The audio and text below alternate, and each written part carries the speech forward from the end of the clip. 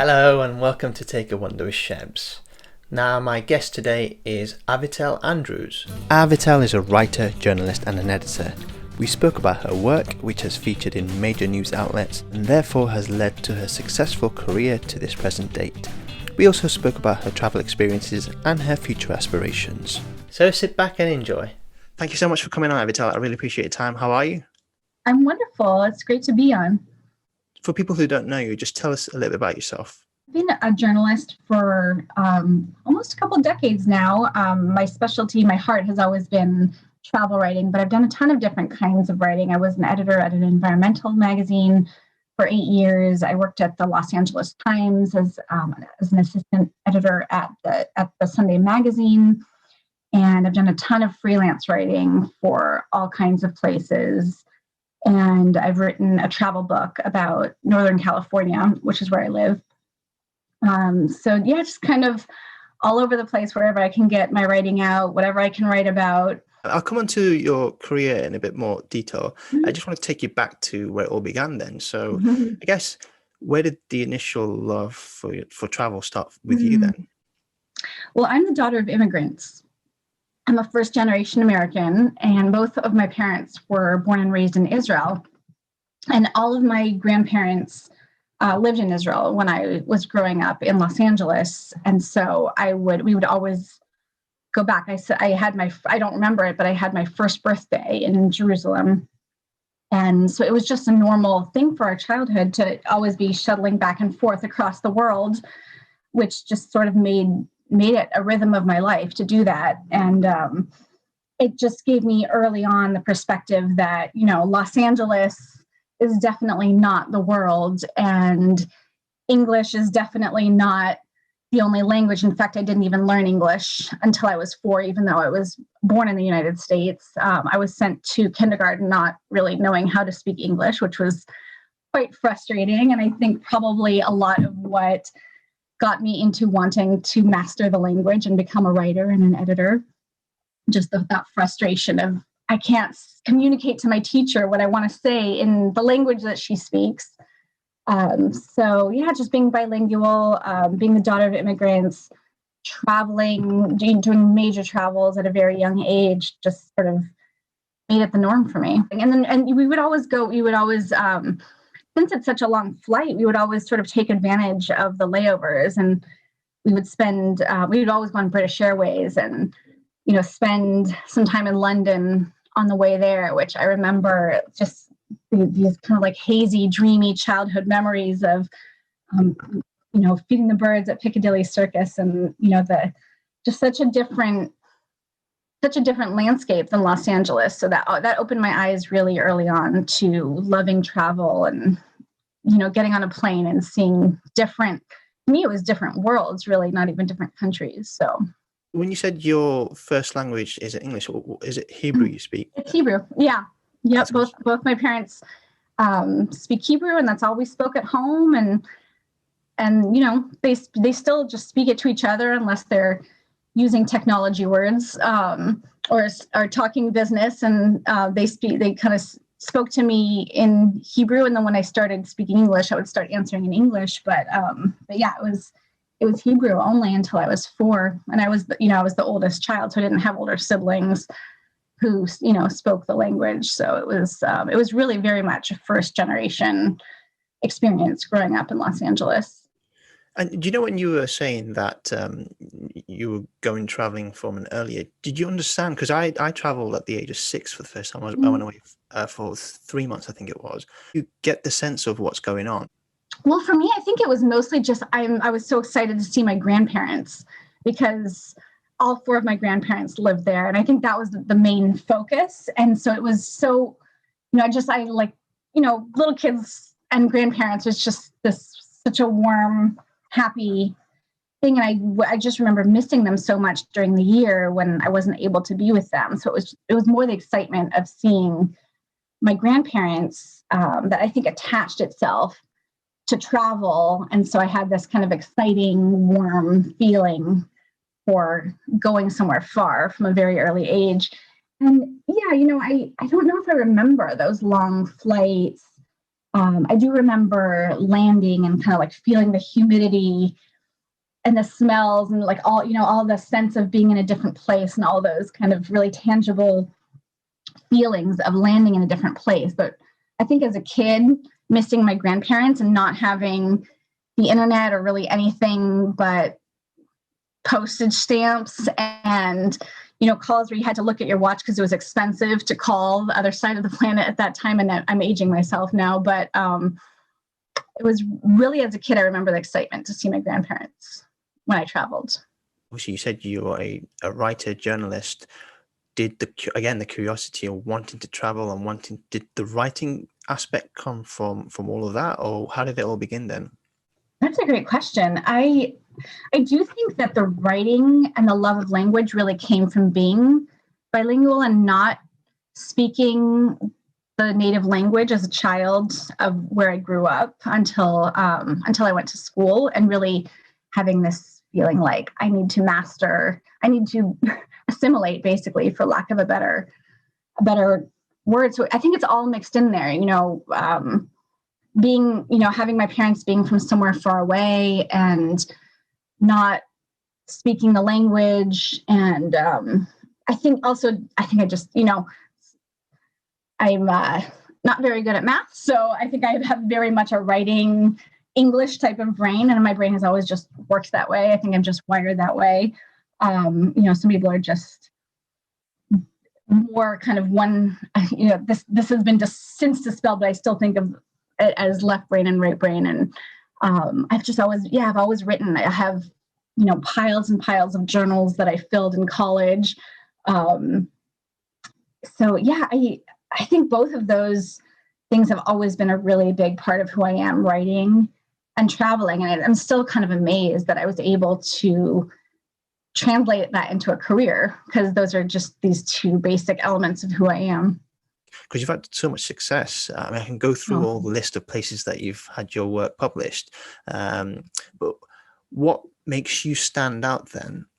I think, honestly, I've always attributed what I've gotten done to two main things. And, it helps to be a good writer and it helps to be a good editor.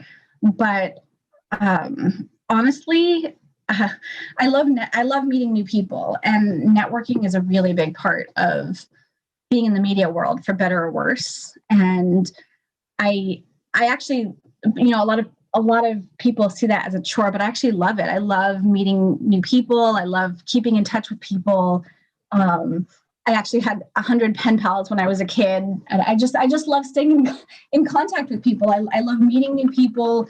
And so I go when I can, I go to a lot of industry events, or I just like maintaining a big network. And that's always served me really well in terms of when I want to write somewhere new. I'm like, I meet an editor and I'm like, hey, do you need a piece on such and such? Or they will reach out to me and say, hey, are you interested in doing a piece? Just because we already have that relationship. So I guess a better way to say that is maintaining relationships and meeting people and networking. And then the other thing that I attribute, I guess you could call it my success to, is being reliable. There are so many freelancers out there that, I was an editor for 8 years at a magazine called Sierra. And so it was and also at the LA Times, I was an editor.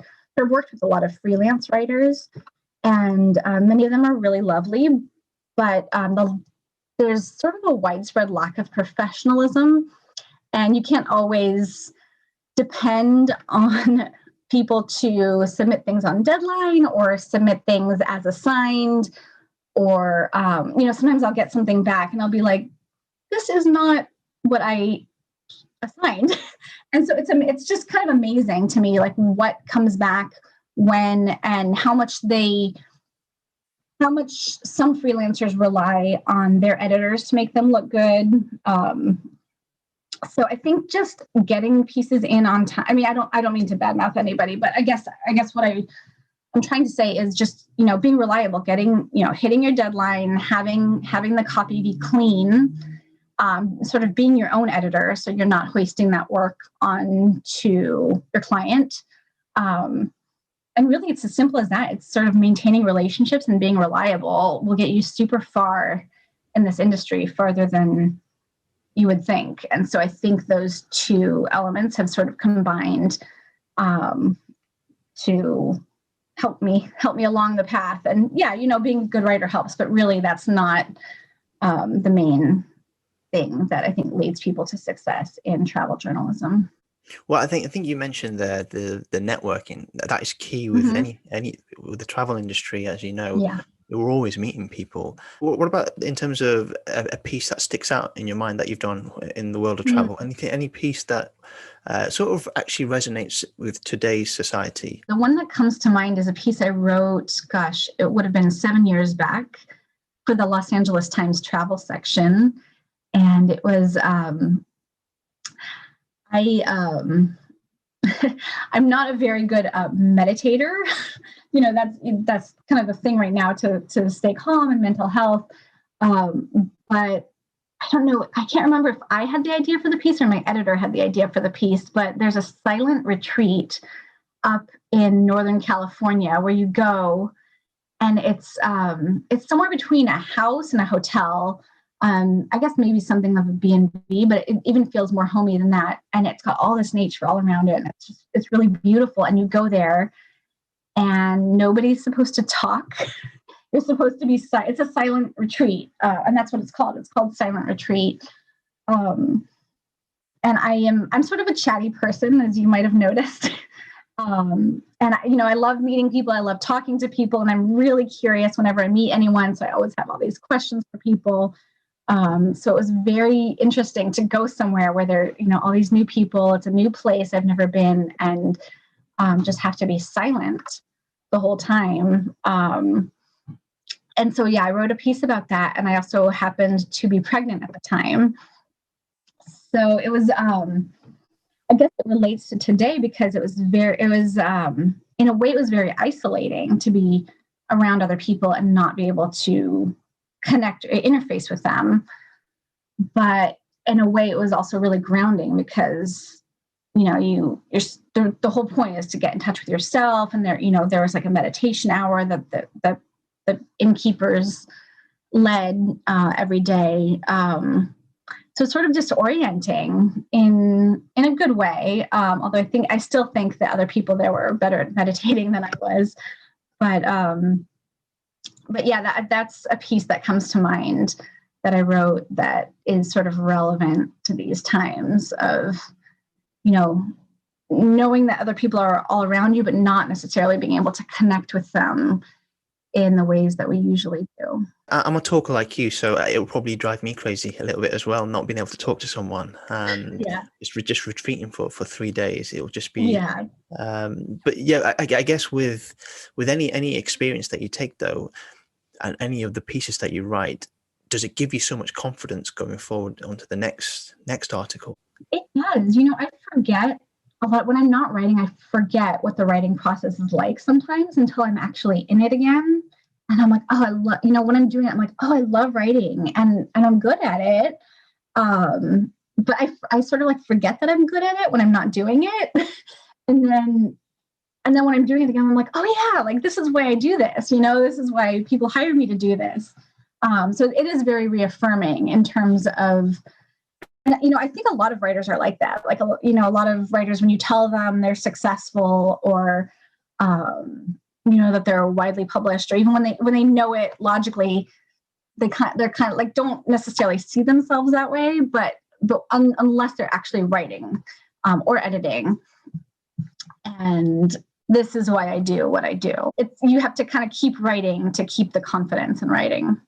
With all the writing, you've also mentioned that you wrote a book. So how did that come about then?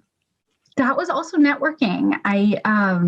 I'm invited to some press trips sometimes, and I met a fellow editor on a press trip to, I think it was Vancouver, Canada, and we just clicked. Like, we were similar kinds of people, also very chatty, very friendly. And I told her, if you ever, she was an editor for Frommer's, which at the time was the publishing company of the book, and she basically commissioned guidebooks, travel guidebooks. And I said, I would love to. I was actually in my 20s at the time, so this is a while ago, but I said, if you ever want someone to write a guidebook, not knowing all of that, what that entailed, I would love to do it for you. And the idea she had at first was for me to write one about San Diego because I'm from Southern California.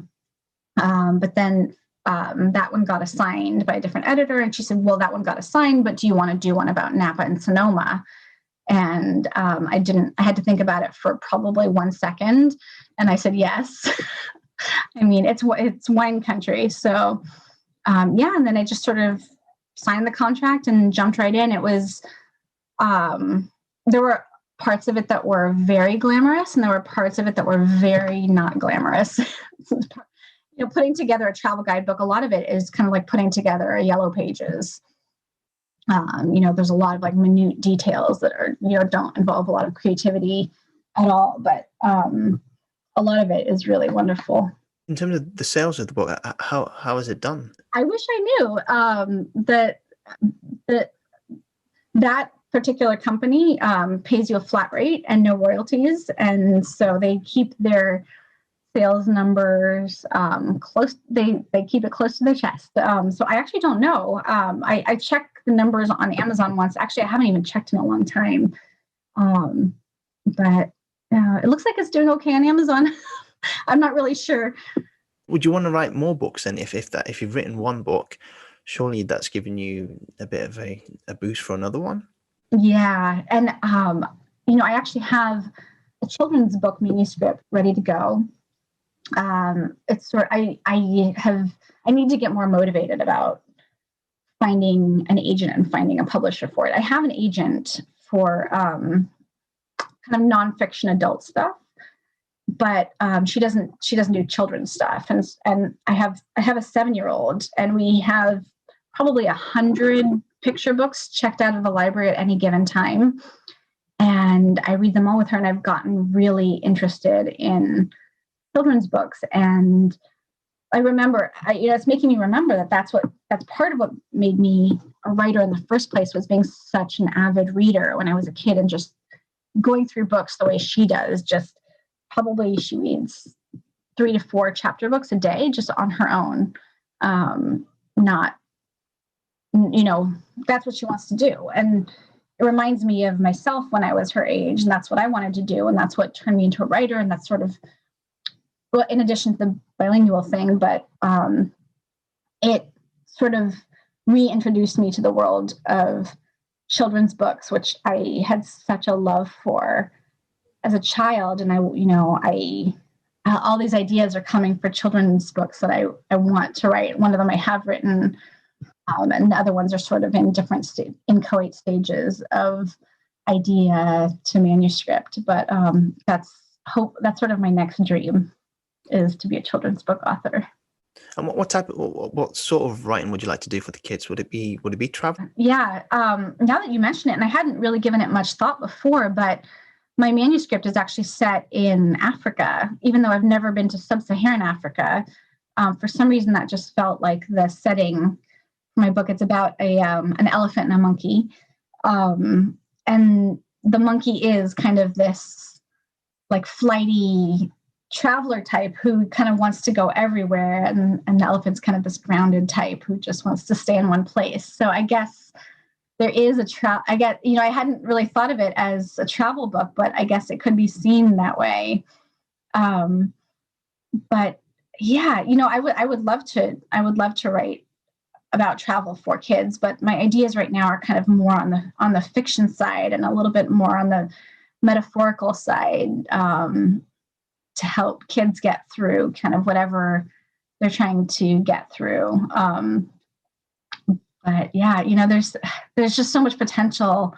And if someone wanted to assign me a travel book for kids, like, I'm all in for it. When you travel now, is there a specific reason behind your travel now? So I guess the question would be, what does travel mean to you? Travel's a little bit different for me right now because I'm a mother. And so a lot of travel for me right now just centers around bringing my kid along. Haven't quite traveled very much for a year. But before that, a lot of it, after I've become a mother, it's been, what would enrich her, what would be comfortable for her, what's good for a, fill in the age year-old, whatever age she was.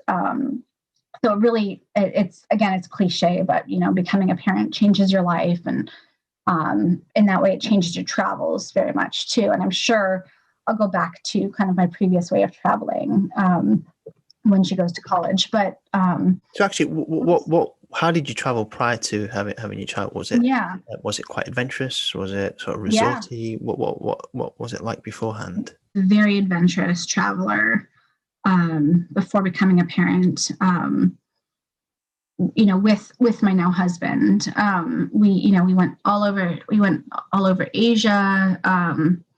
We mostly, for some reason, we mostly traveled through Asia. We went to Mexico a lot, but there are still so many places that I haven't been that I would love to go. And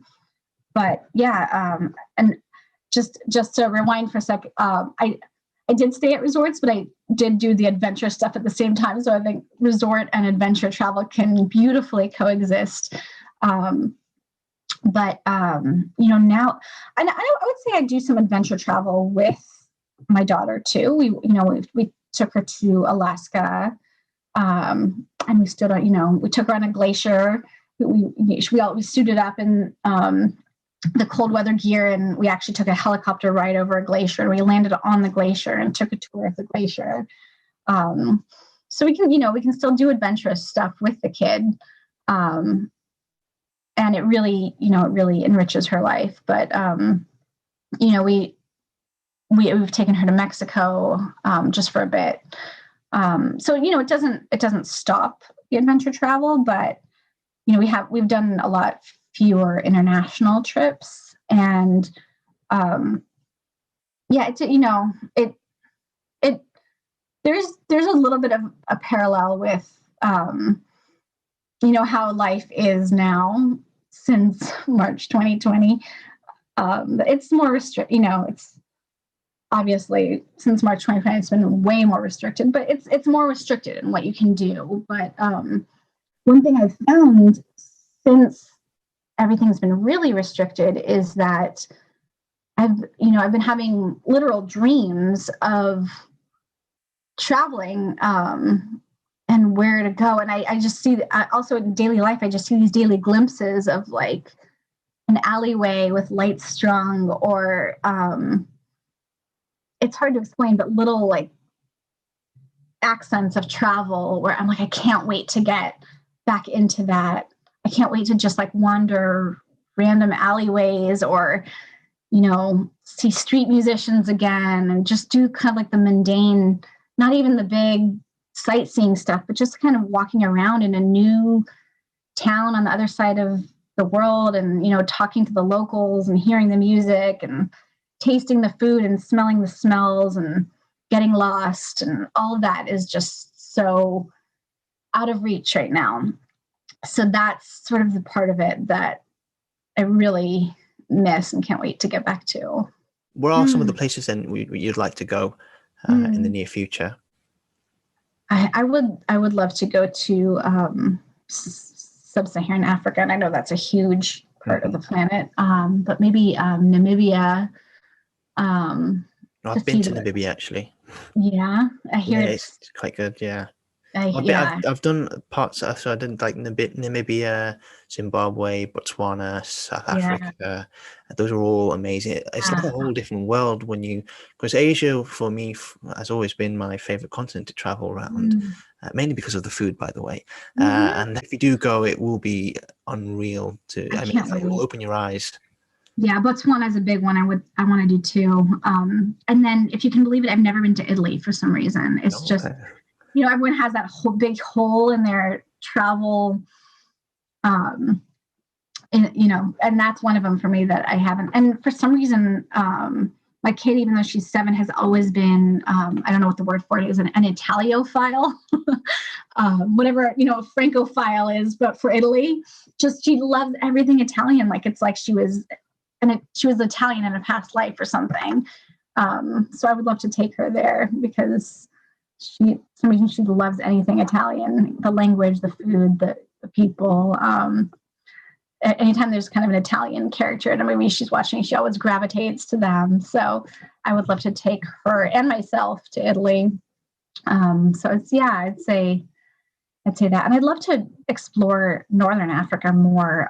I went to Morocco with my mom, and that was one of my favorite trips ever. It was just so magical and mystical and dynamic. And it just really it was, when a trip just kind of like energizes you to want to keep traveling and keep exploring and keep meeting people. And so I'd love to do more of maybe Tunisia.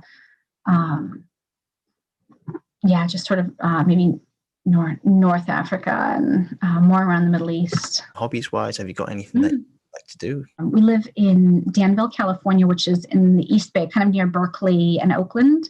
About half an hour from San Francisco. And the trails here are just beautiful. Like, they're world class. We're so lucky. Just within walking distance of our house, there's kind of these oak-filled woods that are, the trails are really nicely maintained. And then just a drive away is all the famous redwoods of California. We've gone to Muir Woods. We've gone to, all the hiking trails around us, seeing the waterfalls, and we see all the wildlife around here. So we're, it gets I wouldn't say it gets old after a while, but we have to find new trails and stuff to explore. But where would you like to see your career go next? Yeah, so like I said, my next dream is to write children's books. That's sort of my. So that's top of the list, I guess. Top of the list. It's top of the list right now. And I actually, I'm about to start a 6-month contract with Facebook to be an editor for some of their education content. So that's exciting. It's sort of a jaunt a little bit away from journalism for me. But I don't know. I don't think I mentioned, but one of my sort of bread and butter places that I wrote for shut down shortly after March 2020. So I lost a good bit of work. I was able to freshen up my website, launch it actually, which sort of opened up a lot more opportunities for me. And I had some recruiters reach out from the tech industry, which was interesting. So I'm going to give it a shot and see if that kind of work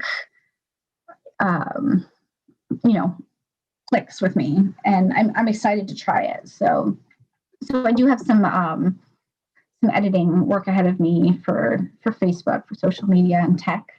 So that's a new chapter for sure. And I'll probably still be doing a lot of freelance journalism on the side. But so that's sort of what's in the near term future. But I would say continuing to do travel journalism and, trying to get my new books out there.